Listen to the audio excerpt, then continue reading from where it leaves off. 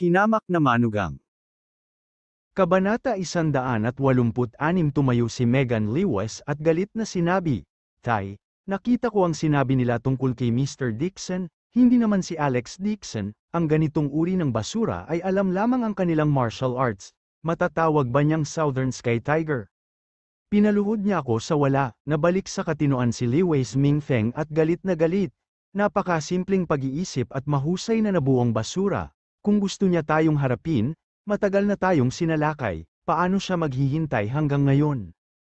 Kung alam niya na ang bagay na ito ay walang kinalaman kay Alex Dixon, hindi niya ito gagawin at ipinahiya ang sarili. Nang makitang sinisiraan nilang dalawa si Alex Dixon na parang walang ibang tao sa paligid, galit na galit si Jane Lewis sa kanyang puso at mariing sinabi, "Tapos na mag-usap, saka bilisan na natin at umalis." Binigyan ni Megan Lewis si Jane Lewis ng isang mabangis na titig, ang kanyang mga mata ay puno ng pagkasuklam. Alternatively helping an outsider, hindi ko talaga alam kung binhi ka ng Lewis family.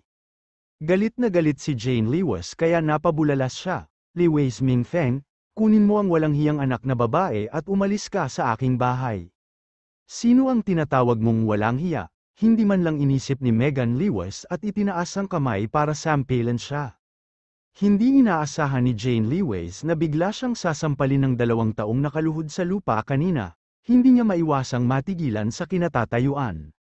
Nang malapit ng damapo ang palad sa mukha ni Jane Lewis, isang kamay ang biglang nagunat mula sa gilid at hinawakan ang kanyang braso. "Gusto mo bang mamatay? Tutuparin ko ang hiling mo?" Malamig ang ekspresyon ni Alex Dixon habang mahigpit niyang hinawakan ang kamay ni Megan Lewis. "Masakit, malapit nang mabali ang kamay ko." Napasigaw si Megan Lewis sa sakit. Ang mga buto sa kanyang palso ay kinurot ni Alex Dixon hanggang sa masakit, na para bang mababali ito. Iniunat ni Alex Dixon ang kanyang kamay at inihagis ito. Napaupo kaagad si Megan Lewis sa lupa at tinakpan ang namamanhid niyang kamay habang umiiyak ng malakas. "How dare you hit my daughter?" Ang galit ni Lewis Mingfeng ay nanaig sa kanyang puso at mahigpit na sinabi niya kay Helena, "Tatawag ako ng pulis ngayon. Sasabihin ko na si Alex Dixon ay pinaghihinalaan ng pandaraya at nakipagsabwatan sa mga puwersang nasa ilalim ng lupa. Ang kanyang vilya at mga mamahaling sasakyan ay galing sa panloloko. Para malaman kung ano ang makakabuti para sa iyo, bilisan mo at makipaghiwalay ang iyong anak na babae. Kung hindi ay makukulong siya kasama niya. Kung hihiwalayan mo siya, ang Lewis family ay magbibigay sa iyo ng 10 milyong yuan na kabayaran." 10 milyon, huminga ng malalim si Helena, natatakot siya na malagay siya sa gulo. Ngunit kasabay nito, natukso siya ng pera, mabilis siyang tuma-NGO, "Matagal ko nang gustong hilingin sa kanila na maghiwalay sila, aalis tayo bukas." Ngumiti si Alex Dixon, "Lewis Mingfeng, mag-isip ka muna. Saan makakuha ang Lewis family ng ganyang halaga?" Bang, bang, may kumatok ulit sa pinto. "Hehe, nandito na ang mga tauhan ko." Ngumisi ng nakakatakot si Lewis Mingfeng, "Alex Dixon, huwag mong isipin na ikaw lang ang marunong makipaglaro sa likod ko. Marami na rin akong napuntahan. Ngayon, sisirain ko ang bahay mo." Nagtitimpi lang siya ng oras, sa katunayan, palihim na natagpuan niya ang isang grupo ng mga ruffians. Pagkatapos niyang mag-artista, sumugod si Alex Dixon at binasag sila sa sandaling binitawan niya sila. "Huwag mong buksan ang pinto." Sa sobrang takot ni Helena ay napasigaw siya. Mabilis na sumugod si Megan Lewis sa pinto at binuksan ito. Ilang nakauniporming pulis ang nakatayo sa labas ng pinto na may maliit na ekspresyon. Nawala ang mapagmataas ng ngiti ni Lewis Mingfeng sa kanyang mukha. Sinulyapan ng isa sa mga pulis si Megan Lewis. Matigas niyang sinabi, "Ikaw si Megan Lewis?" "Oo, anong meron?" Nakumpirma na ang pagkakakilanlan ng sospek, arestuhin siya. Isang pares ng makintab na posas ang paglabas ng nakaposa sa palso ni Megan Lewis. Natarante si Megan Lewis at agad na sumigaw, "Tatay, anong nangyayari?" Natigilan din si Lewis Mingfeng. Nag-aalala at galit siyang sumugod.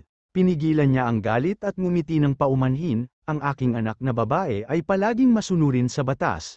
Nahuli mo ba ang maling tao? Tama, may isang lalaki na tinatawag na Alex Dixon dito. Iniulat ko siya para sa pandaraya, at nakipagsabuatan pa siya sa mga puwersang nasa ilalim ng lupa, na nagtatangkang saktan ang aking anak na babae, ang dapat arestuhin ay siya. Ikaw si Lewis Mingfeng, ang ama ni Megan Lewis, tanong ng isang pulis. Natigilan si Lewis Mingfeng, oo, agad na nakipagpalitan ng tingin ng pulis sa kanyang mga kasamahan at sumigaw. Dalhin mo sila, sa sobrang takot ni Lewis Mingfeng ay muntik na siyang matamba, mabilis siyang nagmakaawa, nagkamali ka ba? Ako, wala akong ginawa. May nagpatunay na si Megan Lewis ay nanloko ng maraming pera mula sa mayayamang Young Masters, si Lewis Mingfeng ay pinaghihinalaan ng money laundering, at ang halaga ng buwis ay kasing taas ng 40 milyon, pumunta sa istasyon ng pulisya at magpaliwanag.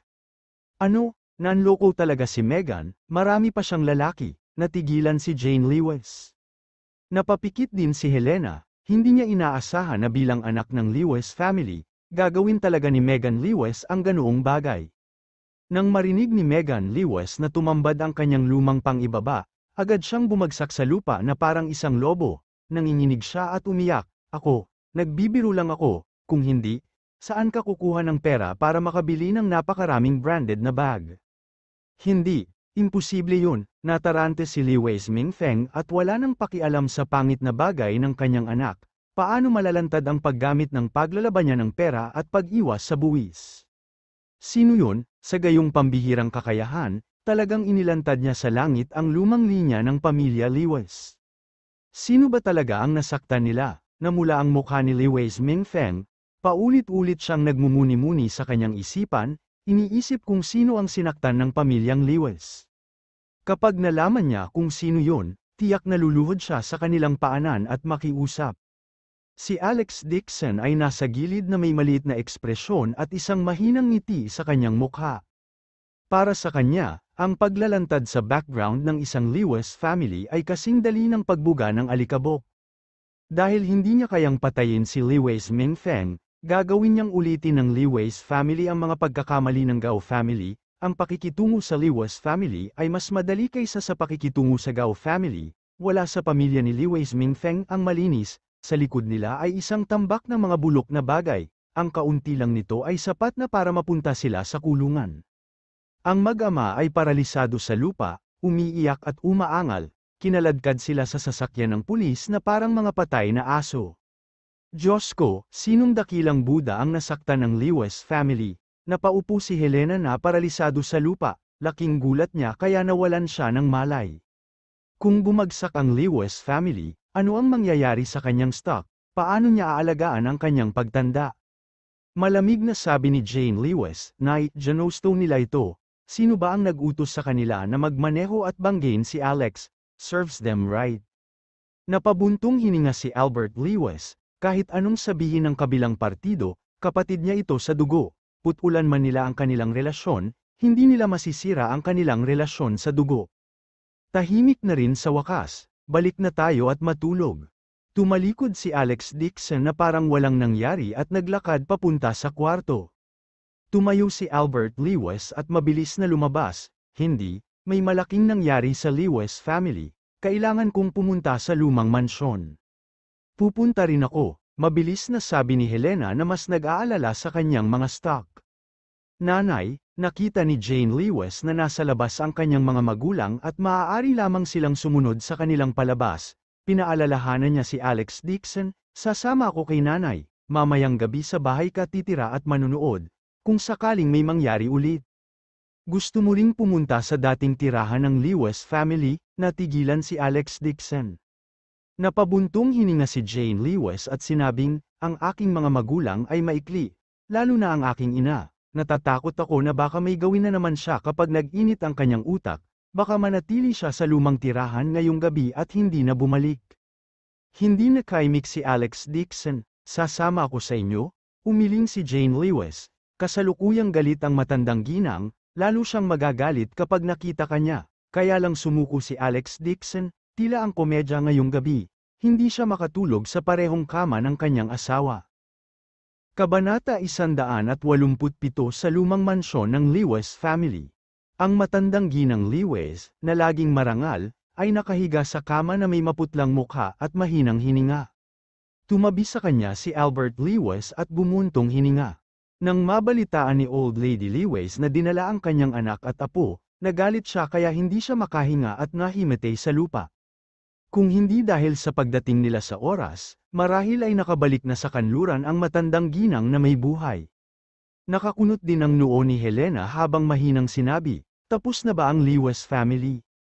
Hindi kumibo si Albert Lewis habang nakakunot ang kanyang mga kilay. Nasa harapan niya ang katotohanan, hindi man niya sabihin, hindi na makakabangon muli ang Lewis family. Nakatitig sa kisame si Old Lady Lewis, habang tumutulo ang luha sa kanyang mukha. Malaki ang utang ng kanyang apo na si Mark Lewis at dinukot ng mga underground forces. Sina Lewis Mingfeng at Megan Lewis ay hinuli. Ang Lewis Company ay gumuho na parang sandcastle, kapag nahulog sila, hindi na sila makakabangon muli. Ngayon, parang ang pamilya ni Albert Lewis ang pinakamababa niya, ang kanilang buhay ay ang pinakawalang pakialam. Albert, kailangan mong iligtas ang kuya mo, iligtas mo si Mark. Mahigpit na hinawakan ni Old Lady Lewis ang kamay ni Albert Lewis at umiyak. Kung hindi, hindi ako mamamatay ng payapa. Napakunot ang noo ni Albert Lewis at hindi kumibo. Dumating siya ngayon dahil hindi niya kayang makitang may mangyari sa matandang ginang, naputol man ang linya, hindi pa rin siya makatingin ng walang magawa dahil hindi naligtas ang kanyang ina. Gayunpaman, ayaw niyang makialam sa mga usapan ng pamilya ni Lewis Mingfeng. Umiyak si Old Lady Lewis, "Albert, nabalitaan ko na ang iyong manugang na si Alex Dixon ay kumita ng malaking pera. Maaari mong pagsamahin ang digmaan nito at bayaran ang utang ni Mark sa pagsusugal, pagkatapos ay maaari mong tulungan ang iyong sariling kapatid na nagbabayad ng buwis." Napakunot ang noo ni Jane Lewis at galit sa kanyang puso. "Gusto mong samantalahin muli ang pamilya ko." Saglit na nag-alinlangan si Albert Lewis at mariing umiling, "Wala itong kinalaman sa akin, wala bang villa si Lewis Mingfeng? Kung wala talaga siyang pera, ibenta ang kanyang bahay."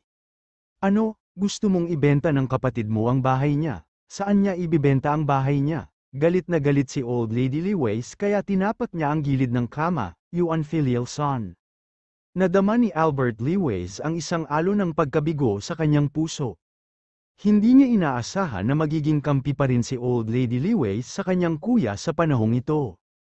Mahinahon siyang tumayo at sinabing, "Ma, pumunta ako ngayon para tingnan ka. Mukhang ayos ka na ngayon. Natural may magbabantay sa Lewis family, aalis muna ako." Pagkasabi noon ay tumalikod na si Albert Lewis at umalis. Ayaw pa ring umalis ni Helena ngunit pilit siyang hinayla ni Jane Lewis at binigyan siya ng tingin. Sabi niya, "Nay, baka gusto mong gumastos ng higit sa 100 milyon. Nang mabalitaan niyang babayaran na ang pera, patuloy na naglakad ang mga paa ni Helena papunta sa pinto at hindi man lang lumingon. "Albert, bumalik ka," galit na galit si Old Lady Lewis na patuloy niyang hinampas ang gilid ng kama, na may luhang umaagos sa kanyang mukha. Bakit ang kanilang dalawang anak na lalaki, ang pinakamatalino at pinaka-promising, ay biglang nakatagpo ng ganitong sakuna? At ang isa na pinakahina niya at nadama ang pinakakamangmangan, ay talagang naging pinaka-promising. Kasabay ng kanyang galit, isang bakas ng panghihinayang ang sumili sa puso ni Old Lady Lewis. Kung alam niya nang mas maaga si Albert Lewis ay may magandang kinabukasan, marahil ay nagbago ang isip niya at ipinasa ang kumpanya sa kanya. Ngunit huli na para sabihin ang anumang bagay ngayon. Lewis pamilya, tapos na. Ang Lewis Company ay nagsara magdamag. Malaki ang utang ng tagapagmana ng pamilyang Lewis na si Mark Lewis dahil sa sugal. Matapos siyang mahuli ng mga tauhan ni Nan Tianho, siya ay binugbog ng itim at asul, at pansamantalang ikinulong. Ang kanyang kapatid na si Megan Lewis, sa kabilang banda, ay nalantad sa pandaraya at nakulong. Ang insidente ng pag-iwas sa buwis ng Lewis Company ay nalantad, at sila ay nahaharap sa isang malaking multa. Si Lewis Mingfeng, sa pangalan ng kumpanya, ay pribadong nakipag-ugnayan sa ari-arian, at dinala din para sa investigasyon. Ang patriarch ng Lewis family, Old Lady Lewis, ay hindi nakayanan ng dagok, at hindi niya kayang magkasakit. Ang Lewis family ay walang pagpipilian kundi ang magdeklara ng pagkabangkarote ng kumpanya. Ibinente nila ang ginto, pilak, at mahalagang bagay sa bahay, ibinente pa nila ang lumang tirahan ng Lewis family na ipinamana sa kanilang mga ninuno sa murang halaga. Noon lamang nila nagawang mabayaran ang kanilang mga utang at piyansahan si Lewis Mingfeng at ang kanyang anak na babae. Ang Lewis family ay hindi isang malaking pamilya sa Jinling City, ngunit hindi rin ito isang maliit na pamilya. Ang nangyaring ito ay nagdulot din ng isang alon sa mundo ng negosyo. May mga kumalat na tsismis sa lungsod, may nagsabi niyan, pinarusahan siya ng kabilang partido sa sobrang galit, para siyang kinukurot ng langgam, napatay niya ang Lewis family sa isang iglap. May mga tao rin na nagsabi niyan, hindi banggitin ang Lewis family, kahit ang pinakamakapangyarihang tao sa buong Jinling ay hindi maglalakas loob na gumawa ng ingay sa harap ng malaking shot na ito.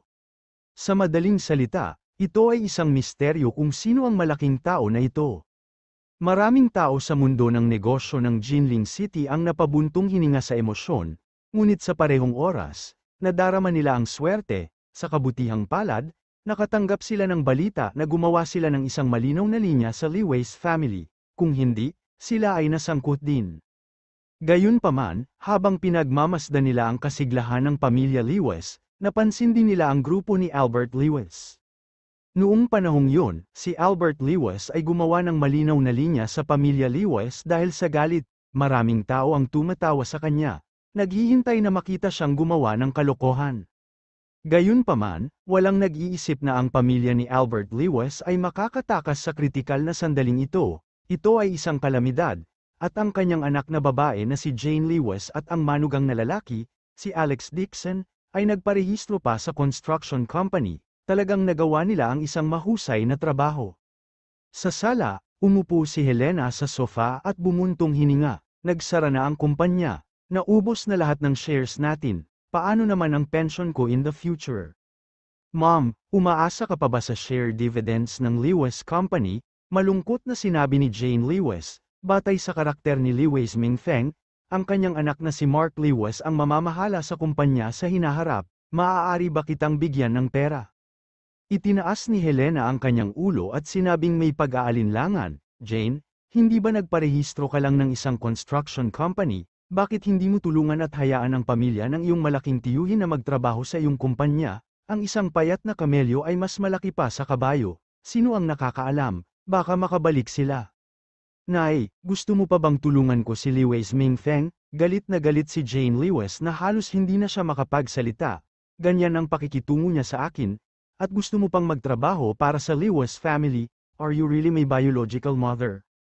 Walang kasiyahang sinabi ni Helena, kahit ano pa, tao pa rin tayo ng Lewis family.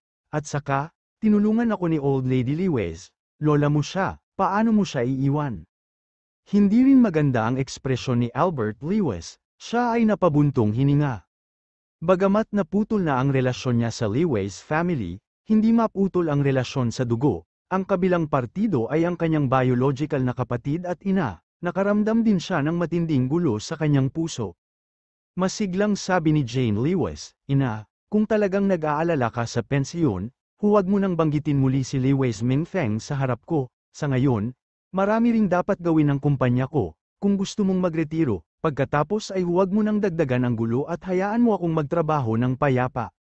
Kumunat ang noo ni Helena at tinitigan siya at pinag-uusapan, anong klaseng kumpanya ang gagawin mo sa isang babae, nakikigulo ka lang sa pera.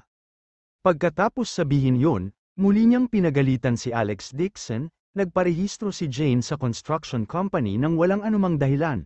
Ikaw siguro ang nag-udyok sa kanya na gawin ito, sa tingin mo ba ganoon kadaling magtayo ng kumpanya, ibigay mo sa akin imbes na sayangin mo ang pera mo.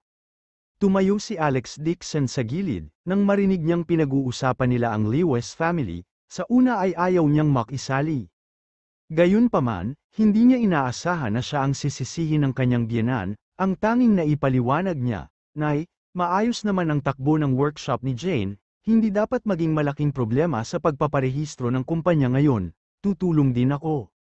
Basura ka, ano ang maitutulong mo? Galit na sabi ni Helena, huwag mong tingnan ang malas ng Lewis family, ayaw mong makita kung gaano karaming may kakayahan ang mga Lewis, siguradong hindi ito pababayaan ng patriarch, pagdating ng panahon, hayaan mong malaman nila kung sino ang nasa loob, likod ng Lewis family, babalatan nila siya ng buhay.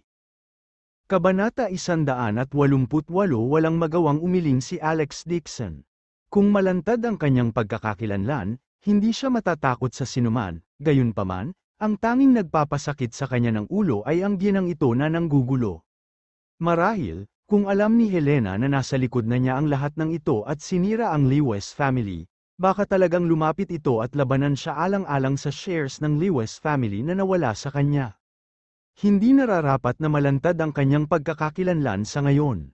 Sige, gusto kong pumunta sa kumpanya. Wala sa mood si Jane Lewis na makipag-usap sa kanyang biolohikal na ina.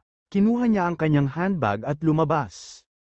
Nagdusa ang pamilya ni Lewis Mingfeng, hindi siya nagdagdag ng insulto sa pinsala, itinuring na itong karapat-dapat sa kanila. Alex, you go and drive my new car. Tulungan mo akong masanay. Mabilis na iniabot ng biyenan ang isang susi ng kotse. Ang kotse na ito ay binili ilang araw na ang nakalipas. Ito ay isang segunda manong kotse, at hindi lamang ito ng higit sa 100,000 yuan. Kinuha ni Alex Dixon ang susi at mabilis na sinundan siya ng palabas. Hinatid niya si Jane Lewis sa kumpanya. Umuusbong ang negosyo ng maliit na studio ng kanyang asawa, at marami siyang na-recruit na tao. Sa kasalukuyan, nakarehistro siya ng isang construction company, at pangunahing namamahala sa kaugnay na negosyo ng outsourcing na mga disenyo ng arkitektura.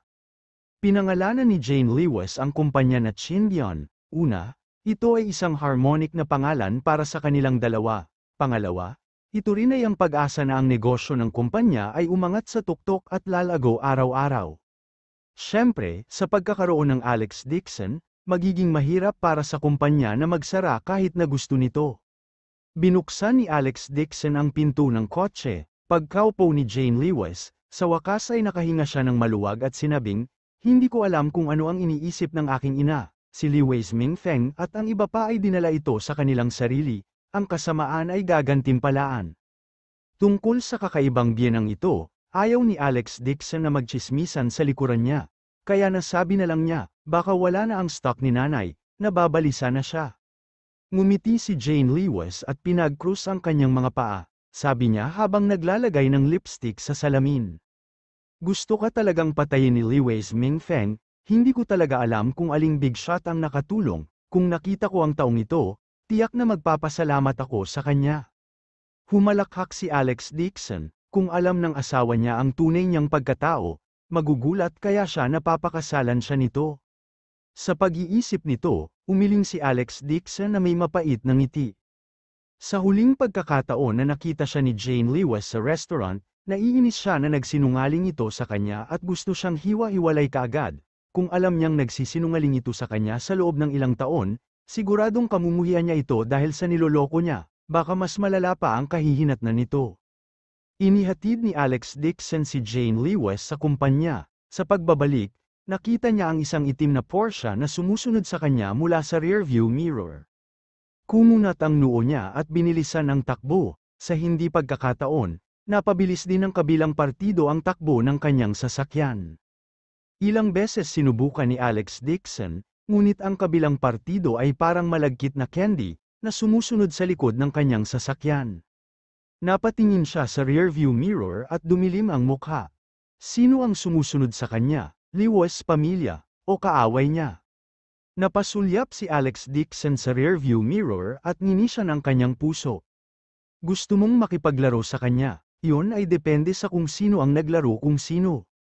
Pinahit ni Alex Dixon ang manibela at umiwas ang Mercedes-Benz. Sa isang whoosh, ang Mercedes-Benz ay lumihis at nagmaneho papunta sa isang eskinita. Napasulyap siya sa rearview mirror at gaya ng inaasahan, sumunod din ang Porsche na sumusunod sa kanya. Ngumisi siya sa puso at tinapakan ang accelerator. Agad na tumakbo ang sasakyan na parang palaso na umalis sa busog. Ang bilis nito ay napakabilis at ang mga numero sa panel ng instrumento ay agad na tumaas sa pinakamataas na punto. Ang bilis ng kotse ay lumampas na sa 150 km/h, ang ganitong uri ng kakilakilabot na bilis ay parang pagmamaneho ng van bilang isang karerang kotse. Hindi malawak ang eskinita, at paliko-liko pa ito, ang mga kondisyon ng kalsada ay lalong masama. Kung ordinaryong driver lang, matagal na siyang nabangga sa poste. Gayunpaman, ang pandinig at pangitain ni Alex Dixon ay ilang beses na mas mahusay kaysa sa ordinaryong tao, ang ganitong bilis ay parang nagbibisikleta sa kanya. Napasulyap siya sa rearview mirror at hindi niya maiwasang magtaas ng kilay sa gulat. Hindi niya inaasahan na ganoon pala kagaling magmaneho ng Porsche driver, talagang nakahabol siya. Malabo niyang nakikita na mainit ang katawan ng driver sa driver's seat, ito ay isang babae. Hindi niya akalain na ang road killer, female driver, ay magiging swabe sa pagmamaneho. Tinapakan ni Alex Dixon ang accelerator hanggang sa dulo, pagkatapos ng ilang maayos na pag-anod, tumingin siya sa rearview mirror at nakita niyang wala na ang sasakyan. Nagkibit balikat siya, upang maglaro sa isang tulad niya na maaaring magmaneho ng isang equation na kotse nang nakapikit, ang babaeng driver na ito ay malayo pa sa sapat. Kasabay nito, biglang lumitaw ang isang liko sa harap ng Porsche at bumangga sa pader na ladrilyo na malapit ng give-in. Babagsak na, biglang sumigaw ang matandang nakaupo sa passenger seat na namumutla ang mukha. Akmang sasampalin na ng harapan ng sasakyan ang brick wall, biglang pinahit ng babaeng driver ang manibela. Tumili, ang gulong ay gumapang sa lupa at gumawa ng 180 degree na pagliko, isang putok ng usok ang lumabas sa gulong, at ang gulong ay halos hindi na lumampas sa laryong pader. Kalahati metro lang ang layo nila mula sa pagbangga sa brick wall. Nakahiga na ang matanda sa passenger seat, humihingal. Tumibok din ang puso ng babaeng driver, ito na ang kanyang limitasyon. Tumingala siya at biglang sumimangot, nasaan na siya? Walang laman ang harapan, walang bakas ng Mercedes-Benz. Saglit na natigilan ng babaeng driver habang pag-alit na pinahit ang manibela, damn it, yung Porsche na kabibili ko lang ay tinalo talaga ng sirang kotse. Sa isang tulad niya na madalas maglaro ng karera, isa lang itong kahihiyan. Sa sobrang galit niya ay bigla siyang nakarinig ng ilang busina mula sa likod ng sasakyan. Inip niyang sinulyapan ang rearview mirror, biglang bamuka ang bibig niya at gulat na tumingin sa salamin. Parang multo talaga ang nagtapon sa kanya sa likod ng sasakyan niya. Ilang beses na bumusina si Alex Dixon, tumalon mula sa Mercedes-Benz at nagtaas baba papunta sa kotseng nasa harapan niya. What, you want to stay in the car for the rest of your life after being dumped by me? Tinapak-tapik niya ang Mercedes-Benz habang nagsasalita, sinulyapan niya ang umuusok na makina at ang mga sira na gulong at umiling. Sino ang tinalo mo? Kasunod ng isang malutong, galit na boses, isang mainit na batang babae ang tumalon pababa mula sa Porsche. Nakapusod ang babae at mukhang presko at maayos, nakasuot siya ng itim na singlet at t-shirt sa itaas ng kanyang itaas na katawan, pati na rin ang isang pares ng masikip na itim na leather na pantalon, na nagpatingkad sa kanyang bilog at buong pigira. Ang manipis na leather na pantalon ay parang mga pakpak ng cicada habang nakadikit ito ng mahigpit sa kanyang malajade na mga binti. Ang kanyang mga hita ay ganap na bilog at ang kanyang mga binti ay bilog, ang kanyang magagandang binti lamang ay maihahambing sa isang modelo ng binti. Ang mainit na pigira na ito ay ginawa ni Alex Dixon nang hindi sinasadyang lumunok ng kanyang lalamunan nang makita niya ito. Malungkot ang ekspresyon ng dalaga, pinandilate niya si Alex Dixon at sinabing, "Hoy, isa kang marangal na tao na nakakalimutan ang mga bagay-bagay, hindi mo ba naaalala kung sino ako?" Kabanata 189 ngumiti si Alex Dixon at sinabing, "Mahirap kalimutan kahit gusto mo, Chen Xiaojiao, matagal mo na akong sinusundan, gusto mo bang magkusa na habulin ako?" Nangaasar ang tono niya pero double story, namula agad ang mukha ng dalaga. She glared at him and said, Sinong naghahabol sa'yo? Hindi kita hinahabol." Gayunpaman, ang paraan ni Alex Dixon sa pagpuri sa kanya bilang isang kagandahan ay nagpabago sa bahagi ng kanyang galit, hindi niya maiwasang makaramdam ng saya. Ngumiti si Alex Dixon, paanong hindi niya maalala kung sino ang maliit na sili na ito? Hindi ba siya ang kakaibang apo ng makajos na doktor sa Haicheng na si Shou Changqi?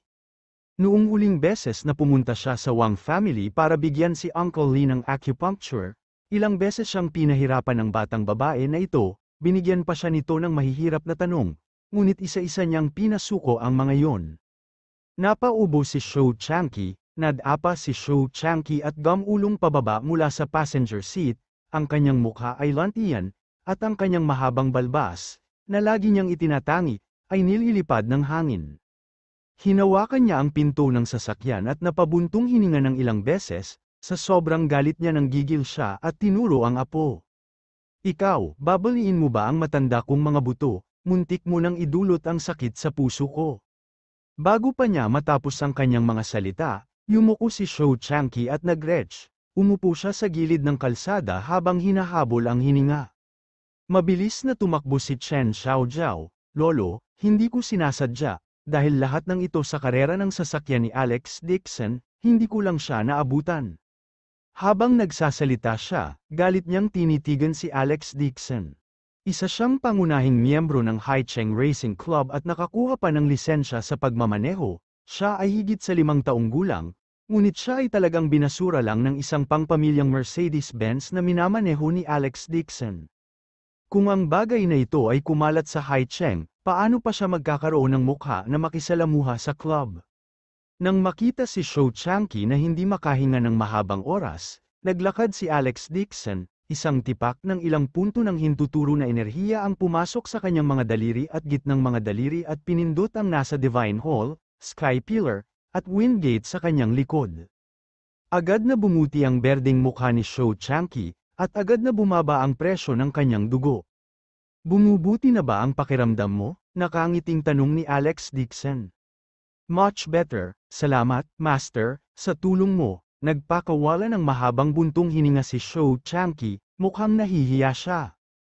To think na kinoronahan siya bilang number 1 godly doctor sa Nanguang, hindi niya inaasahan na napakalakas ng acupuncture technique ni Alex Dixon na kaya niyang pakalmayin ang dugo at chi sa kanyang katawan sa pamamagitan lamang ng ilang daliri.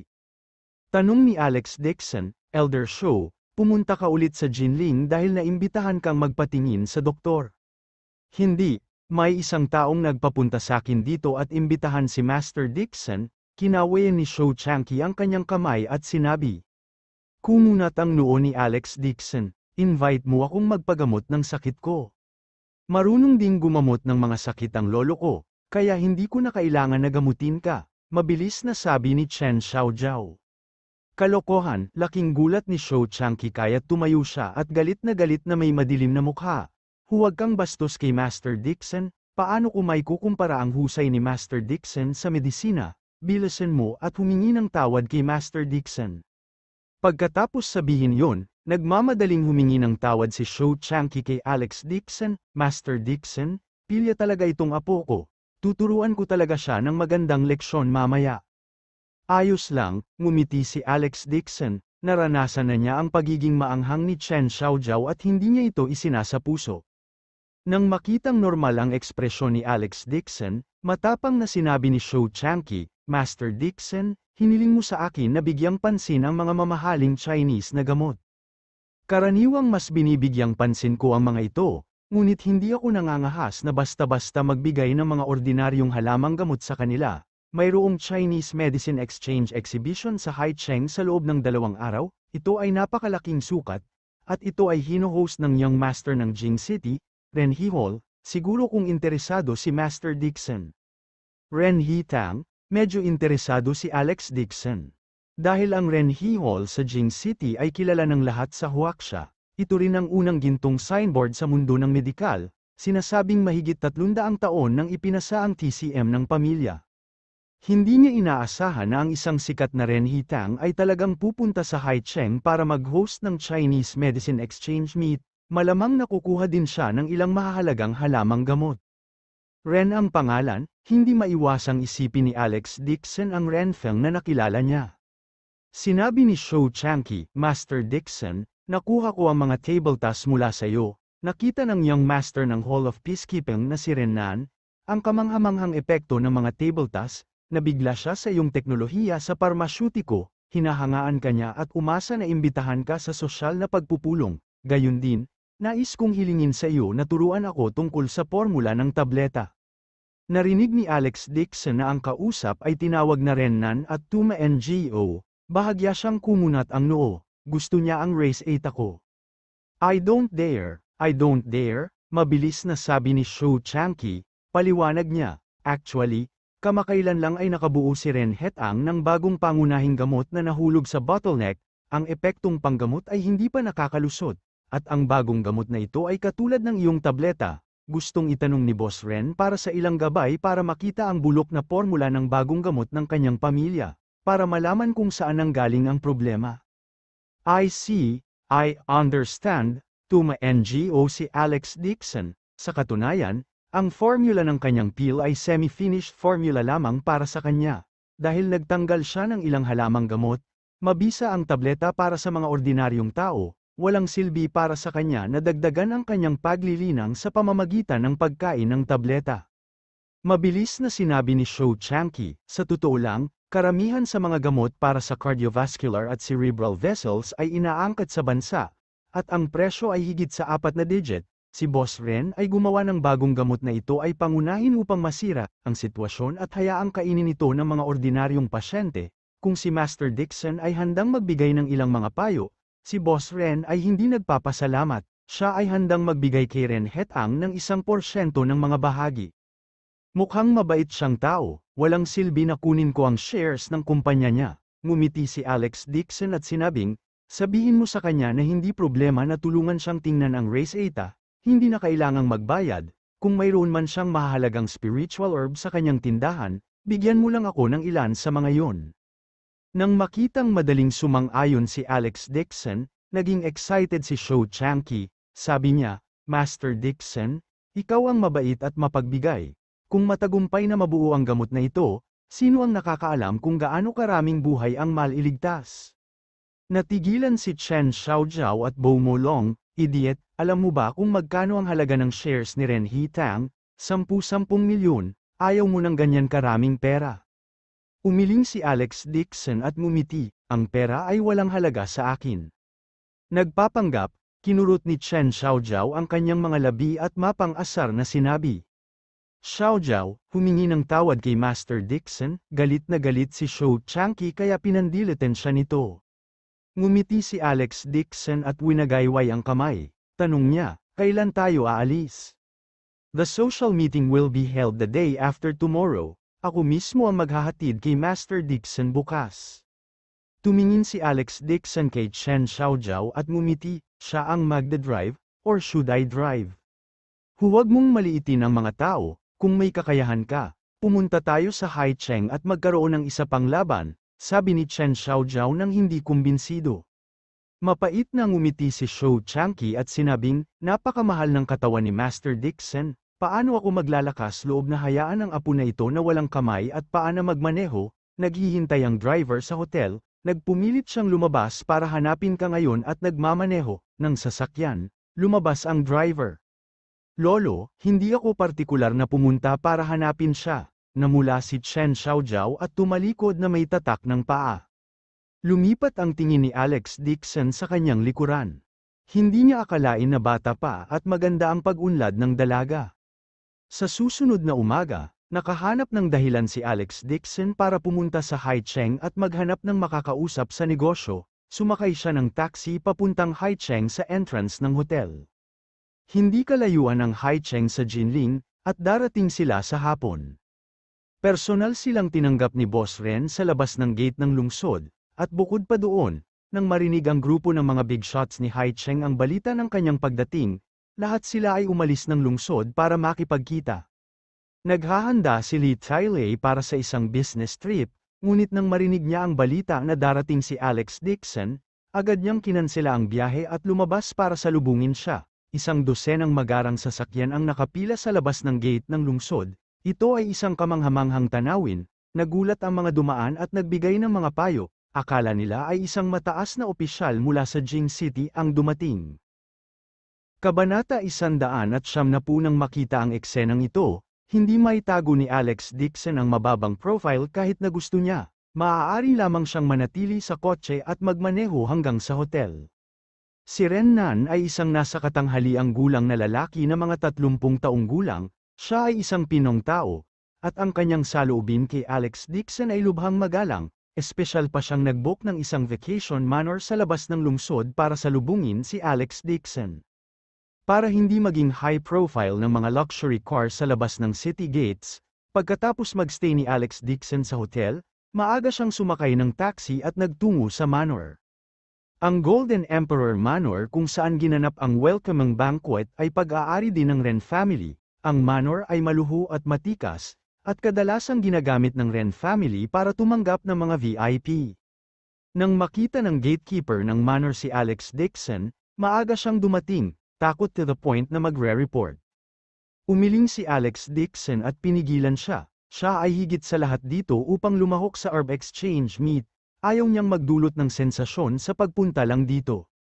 Kakaiba ang tanawin ng Golden Emperor Manor, gayunpaman, dahil sa maling pagkalkula ng oras ni Alex Dixon, dumating siya ng 1 oras at kalahating mas maaga kaysa sa inaasahan, kaya naman hindi pa dumarating ang mga bisita, tahimik ang hardin, naglakad-lakad din siya, ninanamnam ang tanawin para magpalipas ng oras.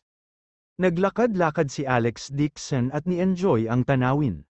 Talagang masasabi na ang Wren family ay talagang gumugol ng maraming pagsisikap sa manor na ito. Sa sandaling pumasok ang isa sa manor, mararamdaman ng isa na parang may ibang mundo. Ang mga talon at bangin ay gawa ng tao, ngunit lahat sila ay natural, na walang kaunting bakas ng epekto sa paggawa. Nalampasan ni Alex Dixon ang isang talon at nakita niya ang isang napakarilag na sinaunang gusali na nakatago sa kagubatan ng kawayan. Sa plaka ng pinto, may 3 malalaking salita, Treasure Medicine Pavilion. Ang pinto ay kalahating sarado, sumilip si Alex Dixon sa puwang sa pinto at alam na ang mga istante ay puno ng lahat ng uri ng pambihirang halamang gamot. Ang ilan sa mga halamang gamot ay naglalabas ng mahinang pagpipilian na enerhiya. Marahil ay may ilang mga halamang gamot na makakatulong sa kanyang paglilinang. Nakita ni Alex Dixon na walang tao sa loob at ayaw niyang pumasok, gayunpaman, gusto lang niyang tingnan, higit pa rito, na curious siya sa mga halamang ito, kaya itinulak niya ang pinto at pumasok. Tahimik ang pavilion, walang tao sa loob, talagang napakaraming mamahaling Chinese na gamot sa loob, tulad ng mga sungay ng USA sa dugo at 100 taong gulang na Polygonum multiflorum na hugis tao. Ang mga halamang gamot na ito ay pawang napakabihirang at mahalagang mga halamang gamot sa merkado. Gayunpaman, tumingin si Alex Dixon sa paligid at medyo nabigo. Dahil walang mga halamang gamot na may sapat na enerhiya sa loob. Aalis na sana siya nang biglang may nakita siyang sandalwood na kahoy na box sa mesa. Sa loob ng kahon ay talagang naglalabas ng isang mayamang espiritong enerhiya. Nagulat si Alex Dixon, hindi kaya may pinakamataas na kayamanan sa kahon. Hindi niya maiwasang maglakad papunta sa mesa at kunin ang kahon, akmang bubuksan na niya ito. Sa sandaling ito, may sumigaw mula sa kanyang likuran. Sino ito? How dare you come to the Wren residence to steal? Nakain mo na ba ang puso ng oso at ang bituka ng leopardo? Lalo na pamilyar ang sigaw na ito. Sa ilang sandali, talagang hindi naalala ni Alex Dixon kung sino ang taong ito. Lumingon siya at hinarap ang taong ito, agad naman siyang sumimangot. Si Renfeng yun. Nang makita ni Renfeng si Alex Dixon, natigilan siya sandali, pagkatapos ay napuno ng galit ang mukha niya. King ina, so ikaw pala anak ka ng kagang.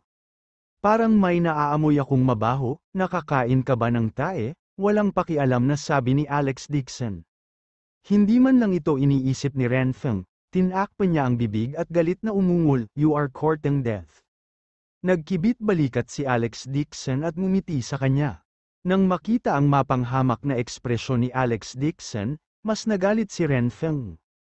Sa likod niya ay may 4 o 5 lalaki na parang mga palaboy, lahat sila ay may kahihiyang ekspresyon sa kanilang mga mukha. Mariin niyang tinitigan si Alex Dixon, iwinagayway ang kanyang kamay, at itinuro, pumunta ang batang ito sa Treasure Medicine Pavilion para magnakaw ng mahalagang halamang gamot. Hulihin niyo siya at baliin ang mga litid ng kanyang binti. Tingnan natin kung maglalakas loob na pumunta pa rin siya sa Wren family, sa darating. Oh, ang ilang mga tulisan sa likod ni Renfeng ay agad na umabanti ng agresibo. Sabi mo may ninakaw ako, anong proof mo? Dumilim ang mukha ni Alex Dixon at malamig na tanong niya. Ngumisi si Renfeng at tumuro, patunay ang mahogany box sa kamay mo. Malamig na sabi ni Alex Dixon, di ko gustong kunin ito, nakita ko lang sa mesa, kaya kinuha ko para tingnan. Hinding-hindi aaminin ng mga magnanakaw na may ninakaw sila. Sinabi ni Renfeng na may mapanuksong ekspresyon, mga asong magnanakaw, noong huling beses na nanligaw ka sa isang babae mula sa isang mabuting pamilya. Tumanggi kang umamin, ngayon nahuli kitang nagnanakaw ng mga bagay, ano pa ang sasabihin mo? Hindi bagay kung hindi mo aminin. I'll personally interrogate you later. Let's see kung hanggang kailan mo matikom ang bibig mo. Tinitigan niya si Alex Dixon na may mabangis na liwanag sa kanyang mga mata. Sa huling pagkakataon na nailigtas niya ang mag-ama ng Lewis family sa Jinling at nagkaroon ng conflict kay Alex Dixon, lagi niyang naaalala ang utang na ito. Ngayon, may mga mata ang Diyos para mahulog si Alex Dixon sa kanyang mga kamay. Si Renfeng ay sumumpa sa kanyang puso na pagkatapos niyang mahuli si Alex Dixon mamaya, tiyak na pahihirapan niya ito ng buong lakas. Una, puputulin niya ang mga litid sa kamay at paa ng batang ito. Ibigay mo ang mga ninakaw, mabangis na sigaw ni Renfeng. Malamig ang mukha ni Alex Dixon, ibinalik niya ang kahon sa mesa, tumalikod at sinabing, hindi sa iyo ito, dapat mong hintayin na dumating ang may-ari ng kahon at ibalik ang mga ninakaw na gamit sa may-ari bago gumawa ng hatol. Paghuhukom, natigilan sandali si Renfeng, pagkatapos ay tumawa ng mapanukso. Ako talaga ang may-ari ng kahon na ito? Ito ay isang mapagbigay na regalo na inihanda ng aking pamilya upang ibigay sa isang natatanging panauhin. Ikaw, kumunat ang noo ni Alex Dixon, hindi ba't si Renan ang may-ari nitong Golden Emperor Manor? Hindi kaya ang kahon na ito ay dinala dito ni Renfeng at hindi kay Renan? Si Renfeng ay may masungit na hitsura sa kanyang mukha, mabangis niyang sinabi, kahit paano mo ipaliwanag sa akin ngayon, hindi ka makakatakas sa akin tulad noong nakaraan, ang kahon na ito ay naglalaman ng 10-10 milyong purple ginseng, kahit na ang halaga ng pera na ninakaw mo. Ako sa tingin mo ay hindi ka na makakalabas sa kulungan sa buong buhay mo. Pagkasabi nito ay inutusan niya ang kanyang mga nasasakupan na dalhin ang mahogany box at buksan ito on the spot. Ang isang alon ng na enerhiya ay agad na mula sa kahon. Sa loob ng kahon ay talagang isang purple skinned ginseng. Nagulat si Alex Dixon sa kanyang puso, ang purple skinned ginseng na ito sa kahon ay naglalaman ng mga katangian ng enerhiya, at ito ay talagang napakamahal. Sa oras na ito, sunod-sunod na ring dumating ang mga bisita, pinalibutan sila ng mga tao at nagtataka silang napatingin. Kara-rating lang ni Alex Dixon sa Haicheng, hindi siya nakilala ng mga bisitang inimbitahan ng Ren family, nagsama-sama sila at tinuro siya. Nahuli siya ni Renfeng sa lugar at naging mas mayabang, matuwid niyang ibinalita sa karamihan. Napakatapang ng brat na ito, talagang naglakas loob siyang magnakaw ng mga mahahalagang gamot sa hardin. Nahuli ko siya kaagad, ayon sa mga alituntunin ng pamilya. Ang taong magnanakaw sa hardin ay isasama muna sa mga lansangan upang ipakita sa mga publiko, pagkatapos, babaliin niya ang 4 na paa at ibibitin ang sarili sa puno bilang babala sa iba. Pagkatapos niyang magsalita, mahigpit niyang inutusan ang kanyang mga nasasakupan na kunin ang lubid ng abaka at maghanda para atali si Alex Dixon. Ngumisi si Renfeng at sinabing, Alex Dixon, mamaya ay gagamitin ko ang lubid ng abaka para takpan ang iyong ulo. Lumuhad ka sa lupa na parang aso at aakayin ko sa hardin, kung kumilos ka, hindi ka magdurusa. Depende yan kung may kakayahan ka o wala, mahinang sabi ni Alex Dixon, tumanggi ka pa ring aminin ang pagkatalo kahit nasa harap ng kamatayan, galit na ikinaway ni Renfeng ang kanyang kamay. Pumunta ka, dalhin mo siya rito at lumuhad sa ilalim ng aking mga paa. Ang Haicheng ang kanyang teritoryo. Gaano man kalakas si Alex Dixon, hindi siya makakatakas sa kanyang pagkakahawak, 4 na matipunong mandirigma ang agresibong sumugod kay Alex Dixon. Abangan ang susunod na kabanata.